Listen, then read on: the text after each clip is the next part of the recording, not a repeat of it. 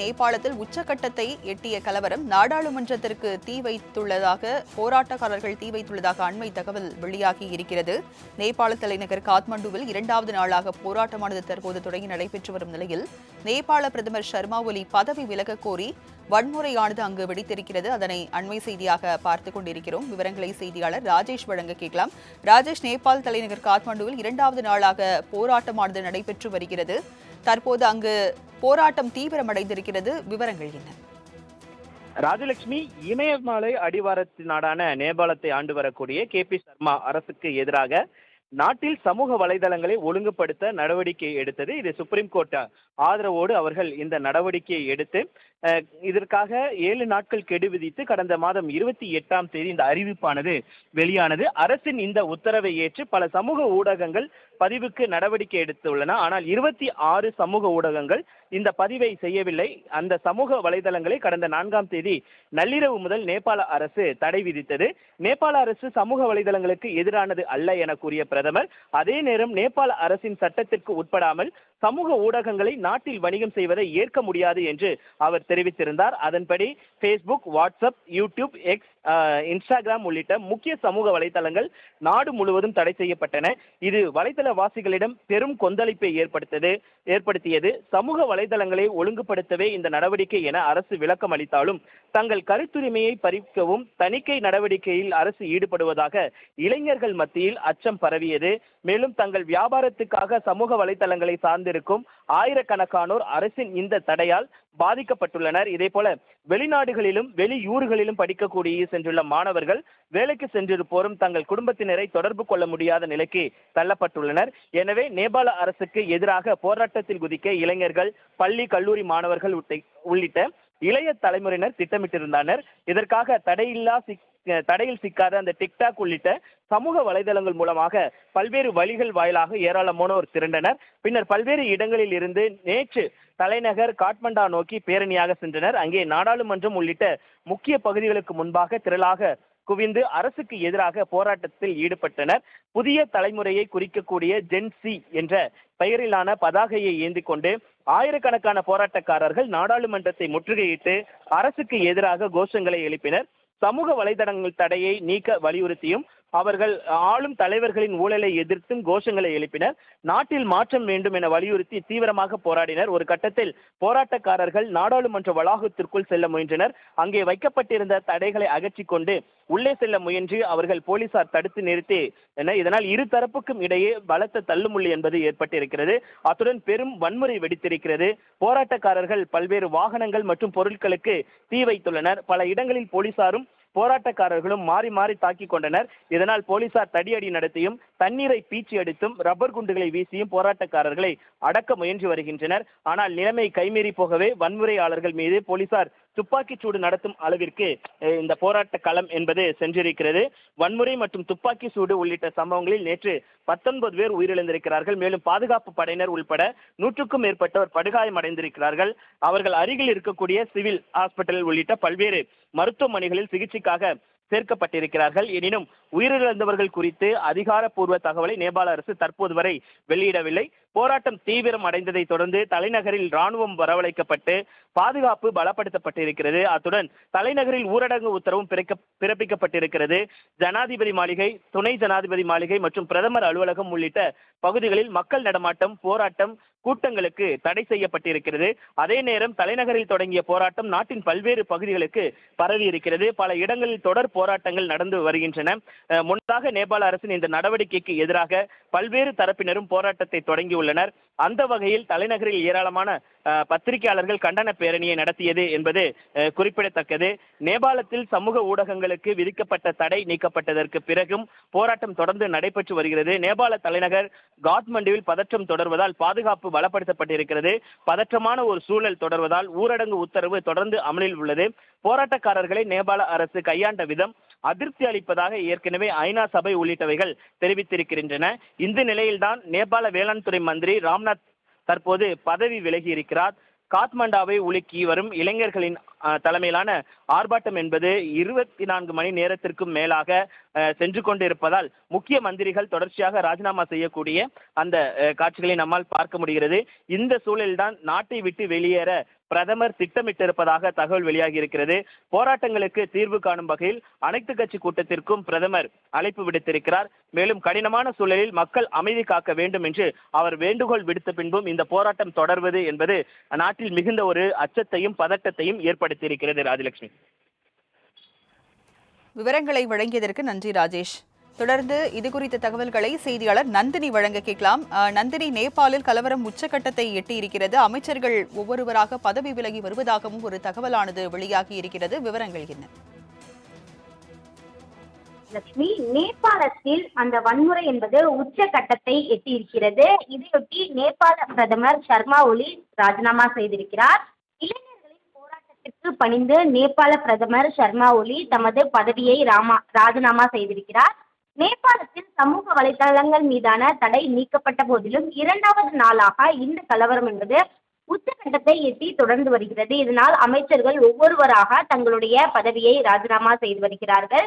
நேபாளத்தில் அரசுக்கு எதிரான போராட்டம் 2வது நாளாக நீடித்து வரும் நிலையில் அமைச்சர்களின் வீடுகள் தீ வைத்து எரிக்கப்பட்டதால் தொடர்ச்சியாக பதற்றம் என்பது நிலவி வருகிறது. நேபாளத்தில் சமூக வலைதளங்களுக்கு தடை விதிக்கப்பட்டதை கண்டித்தும் ஊழல் நிர்வாகம், வேலையின்மை உள்ளிட்ட பிரச்சனைகள் முன்வைத்து இளைஞர்கள் நேற்று போராட்டத்தில் குதித்தனர். அப்போது காவல்துறையினர் துப்பாக்கி சூட்டில் 19 பேர் உயிரிழந்திருக்கிறார்கள். இளைஞர்கள் நடத்திய போராட்டத்தை அடுத்து நேற்று இரவு சமூக ஊடகங்கள் மீதான தடை நீக்குவதாக பிரதமர் அறிவிப்பு வெளியிட்டிருந்தார். துப்பாக்கி சூடு சம்பவத்திற்கு பொறுப்பேற்ற உள்துறை அமைச்சர், வேளாண் துறை அமைச்சர் ஆகியோர் பதவி விலகினார்கள். இந்த நிலையில் இன்றும் அரசுக்கு எதிரான போராட்டம் நீடித்து வருகிறது. துப்பாக்கி சூடு சம்பவத்திற்கு பொறுப்பேற்ற பிரதமர் சர்மா ஒலியை பதவி விலக கோரி ஆயிரக்கணக்கான இளைஞர்கள் போராட்டத்தில் ஈடுபட்ட நிலையில் தற்போது பிரதமர் சர்மா ஒலி தன்னுடைய பதவியை ராஜினாமா செய்திருக்கிறார். காத்மாண்டுவில் நாடாளுமன்றத்துக்கு செல்லும் அனைத்து வழிகளும் அடைத்து போராட்டம் என்பது தீவிரப்படுத்தப்பட்டிருக்கிறது. பாதுகாப்பு பணியில் ஈடுபட்டிருந்த காவல்துறையினர் மீதும் கற்களை வீசி விரட்டி அடிக்கப்பட்டுள்ள சம்பவம் தொடர்ச்சியாக அங்கு நிலவி வருகிறது. மேலும் காத்மாண்டுவில் உள்ள நேபாளி காங்கிரஸ் கட்சி அலுவலகத்தையும் தீ வைத்து எரித்திருக்கிறார்கள். இது போன்ற லலித்பூரில் உள்ள அமைச்சர் பிருத்வி சுபாகுரின் வீட்டை தீ வைத்து கொளுத்தியிருக்கிறார்கள். இதைத் தொடர்ந்து முன்னாள் பிரதமர் வீடு மீது போராட்டக்காரர்கள் தொடர்ச்சியாக தாக்குதல் என்பது நடத்தப்பட்டிருக்கக்கூடிய நிலையில் அங்கு பெரும் பரபரப்பான சூழல் என்பதுதான் தற்போது நிலவி வருகிறது.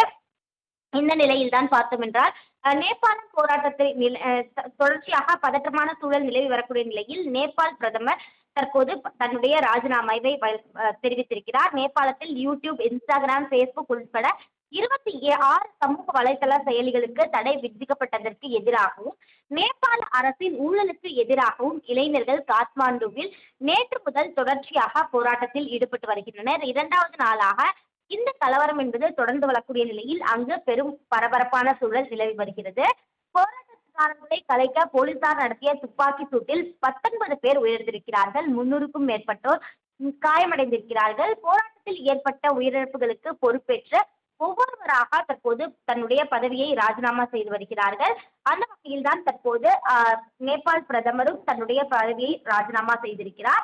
சமூக ஊடகங்கள் இந்த போராட்டம் என்பது தொடர்ச்சியாக நீடித்து வரக்கூடிய நிலையில் அங்கு பரபரப்பான சூழல் தான் தொடர்ச்சியாக நிலவி வருகிறது. அங்கு இருக்கிறவர்கள் அனைவரும் அமைதி காக்க வேண்டும் என தொடர்ச்சியாக தெரிவிக்கப்பட்ட போதிலும் அந்த போராட்டம் என்பது தற்போது தீவிரமடைந்திருக்கிறது. இளைஞர்களின் போராட்டத்திற்கு பணிந்து நேபாள பிரதமர் சர்மா ஒலி தன்னுடைய பதவியை தற்போது ராஜினாமா செய்திருக்கிறார். அந்த வகையில்தான் நேபாளத்தில் நேற்று முதல் கலவரம் நீடித்து வரக்கூடிய நிலையில் 2வது நாளாகவும் இன்றும் அங்கு பல்வேறு கலவரங்கள் நீடித்து வருகிறது.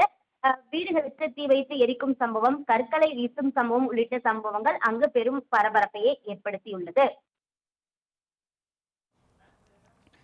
நேபாளத்தில் கலவரம் உச்சகட்டத்தை எட்டியிருக்கிறது. நேபாள பிரதமர் சர்மா ஒலி பதவியை ராஜினாமா செய்திருப்பதாக தகவல் வெளியாகி இருக்கிறது. விவரங்களை வழங்கியதற்கு நன்றி நந்தினி. நேபாளத்தில் உச்சகட்டத்தை எட்டிய கலவரம், நாடாளுமன்றத்துக்கு போராட்டக்காரர்கள் தீ வைத்துள்ளனர்.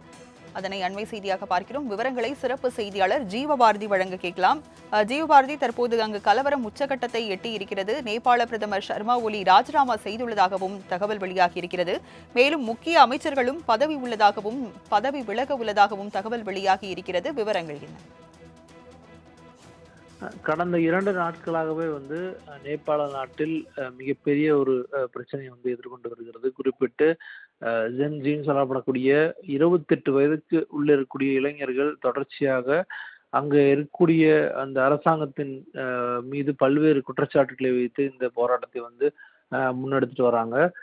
இதில் பல்வேறு அமைச்சர்களுடைய வீடுகள், அதே போல பிரதமர் சர்மா ஒலியினுடைய பிரைவேட் ஹவுஸ்னு சொல்லப்படக்கூடிய தனி வீடு உள்ளிட்ட பலவற்றை வந்து அடித்து நொறுக்கப்பட்டு எரிக்கப்பட்டிருக்கிறது. இந்த பிரச்சனையுடைய முதல் கட்டமாக நம்ம பார்க்க வேண்டியது என்ன அப்படின்னா, சமூக வலைதளங்கள் மீதான தடைதான் மிகப்பெரிய ஒரு சிக்கலாக வந்து நம்ம பார்க்க வேண்டியதா இருக்கிறது. இது மட்டும் இல்லாமல் 2008ஆம் ஆண்டிலிருந்து இந்த அரசாங்கம், ரிப்பப்ளிக் பார்ட்டியினுடைய அரசாங்கம் வந்து நேபாளத்தை வந்து ஆண்டு வருகிறது. குறிப்பிட்டு இந்த அரசாங்கத்தின் மீது பல்வேறு விமர்சனங்கள், பல்வேறு கோபங்கள் வந்து மக்கள் மீது இருக்குன்னு நம்ம சொல்ல வேண்டியதா இருக்கிறது. குறிப்பிட்டு பார்க்கணும் அப்படின்னா, பல்வேறு வேலை வாய்ப்புகள் சார்ந்த விஷயங்கள் புதிதாக உருவாக்கப்படவில்லை. இளைஞர்களுக்கு பெரிய அளவில் வேலை வாய்ப்புகள் இல்லை அப்படிங்கிறத நம்ம சொல்லலாம். அதே போல பொருளாதார ஸ்திரத்தன்மை உள்ளிட்ட பல்வேறு விஷயங்கள், ஸ்திரத்தன்மை அற்ற ஒரு நாடாக நேபாளம் இருக்கக்கூடிய நிலையில் அது வந்து மிகப்பெரிய சிக்கலாக இருக்கிறது. அதே போல அரசியல்வாதிகளுடைய அதாவது குழந்தைகள் மீதான ஒரு தாக்குதல்னா நம்ம வந்து சமூக வலைதளங்கள்ல அவர்கள் மீது கடுமையான விமர்சனங்கள், நெப்போ கிட்ஸ் அப்படின்னு சொல்லப்படக்கூடிய அந்த வார்த்தைகள் வந்து கடந்த 2 நாட்களாக இந்த சமூக வலைதளங்களை வந்து தொடர்ச்சியாக வந்து நம்ம ட்ரெண்ட் ஆகிட்டு இருக்கிறத பார்க்க முடிகிறது. இளைஞர்களுக்கு பெரிய அளவிலான வேலைவாய்ப்புகள் உருவாக்கப்படாத நிலையில அரசியல்வாதிகளுடைய குழந்தைகள் வந்து ஒரு ஏகபோக வாழ்க்கையை வந்து வாழ்ந்துட்டு வராங்க அப்படிங்கிற அந்த ஒரு விமர்சனத்தை தொடர்ச்சியாக போராட்டக்காரர்கள் வந்து முன் வச்சுட்டு வராங்க. அந்த நிலையில நேற்றைய தினம் தொடங்கி தொடர்ந்து ஒரு 4 மிக முக்கியமான அமைச்சர்கள் வந்து தங்களுடைய பதவியை வந்து ராஜினாமா செஞ்சிருந்தாங்க. அதன் தொடர்ச்சியாக இன்று காலை முதலே வந்து பிரதமர் வந்து ராஜினாமா செய்யணும் அப்படிங்கிற ஒரு கோரிக்கையானது வந்து வைக்கப்பட்டிருந்தது. சமூக வலைதளங்கள் மீதான அந்த தடை வந்து நேற்று இரவே நீக்கப்பட்டிருந்தாலும் கூட அடுத்த கட்டமாக இந்த அரசாங்கத்தின் மீதான ஊழல் உள்ளிட்ட பல்வேறு விஷயங்கள் வந்து முன்வைக்கப்பட்டு வந்த நிலையில தற்போது ஒரு மிக முக்கியமான ஒரு முடிவை நேபாள் நாட்டுடைய பிரதமர் சர்மா ஒலி வந்து எடுத்திருக்கிறார். முன்னதாக இந்த பதவி ராஜினாமா தொடர்பான விஷயங்களை வந்து அந்த நாட்டினுடைய ராணுவ தளபதி பிரதமர் சர்மா ஒலியிடம் நீங்கள் வந்து ராஜினாமா செய்ய வேண்டும், அதன் பிறகாக நாங்கள் இந்த சுச்சுவேஷன், இந்த மோசமான சூழலை வந்து நாங்கள் வந்து எதிர்கொள்வோம் அப்படின்னு சொல்லியிருக்காரு. நேபாள் நாட்டினுடைய ஆர்மி ஜெனரலாக இருக்கக்கூடிய அசோக்ராஜ் சிங்கல் அந்த ஒரு மிக முக்கியமான நபரினுடைய அழுத்தத்தின் பெயரில் தான் தற்போது சர்மா ஒலி தன்னுடைய பதவி வந்து ராஜினாமா செஞ்சிருக்காரு. குறிப்பிட்டு இதற்கு முன்னதாக அமைச்சர்கள் மற்றும் பிரதமர் உள்ளிட்ட பலரும் வந்து நாட்டை விட்டு தப்பி செல்வதற்கான ஒரு முயற்சிகளை வந்து எடுத்திருக்காங்க.